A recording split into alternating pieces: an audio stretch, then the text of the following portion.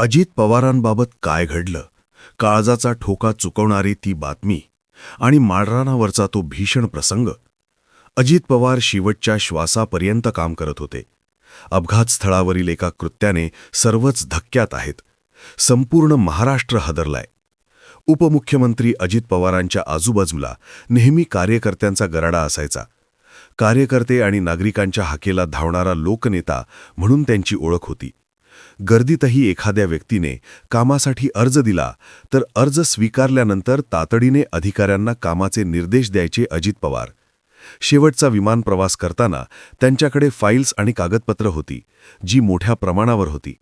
अपघातानंतर माळरानावर कागद आणि फाईल्स जमिनीवर पडलेल्या दिसल्या. त्या सुरक्षित होत्या. तेवढ्यात झालेल्या प्रकाराने सर्वच शॉक झाले. कारण सोशल मीडियावर व्हायरल होणारा हा अपघात स्थळाचा फोटो, यात पडलेले विखुरलेले फाईल्स, कागदपत्र हे अजित पवार यांच्या शेवटच्या श्वासापर्यंत काम करत होते याची साक्ष देतात. या दरम्यान व्हायरल झालेला अपघात स्थळाचा आणखी एक फोटो, ज्यात एक व्यक्ती अपघात झाल्यानंतर खूप जवळ अंतरावर दिसते. अजित पवारांना कामाची प्रचंड उरक होती. प्रशासनावर त्यांचा आदरयुक्त दरारा होता. शब्दांचा पक्का म्हणून त्यांची राज्यभरात ओळख होती. अजित पवार पहाटेपासूनच कामाला सुरुवात करायचे.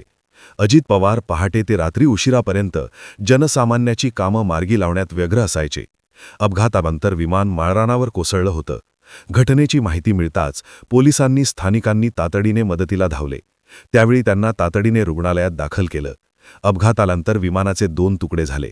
त्यावेळी अजित पवारांजवळील कागदपत्र आणि फाईल्स जमिनीवर पडल्याचं दिसत आहे. त्यामुळे अजित पवार शेवटच्या श्वासापर्यंत काम करत असल्याचं दिसून येतं.